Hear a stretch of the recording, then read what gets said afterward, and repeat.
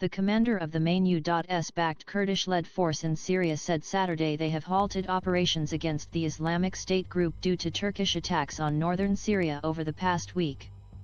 Mazloum Abdi of the Syrian Democratic Forces told reporters that after nearly a week of Turkish airstrikes on northern Syria, Ankara is now preparing for a ground offensive.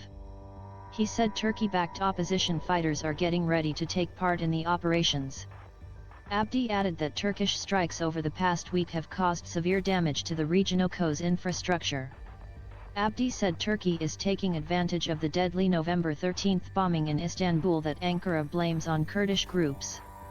Kurdish organizations have denied any involvement in the Istanbul attack that killed 6 and wounded dozens. Over the past week, Turkey launched a wave of airstrikes on suspected Kurdish rebels hiding in neighboring Syria and Iraq in retaliation for the Istanbul attack. The forces that work symbolically with the international coalition in the fight against Daesh are now targets for the Turkish state and therefore, military operations have stopped, Abdi said, using an Arabic acronym of the Islamic State group. Anti-Daesh operations have stopped.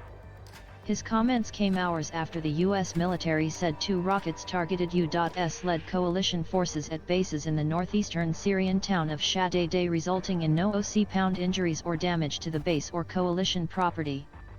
The U.S. military statement said SDF fighters visited the site of the rocket's origin and found a third unfired rocket.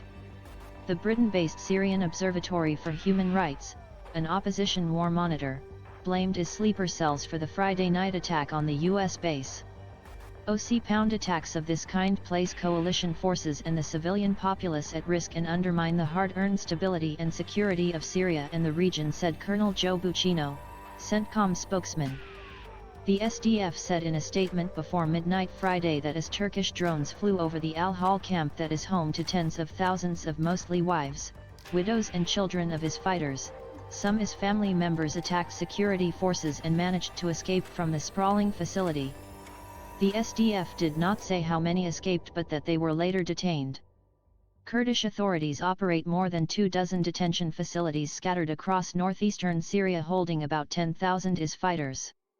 Among the detainees are some 2,000 foreigners whose home countries have refused to repatriate them, including about 800 Europeans.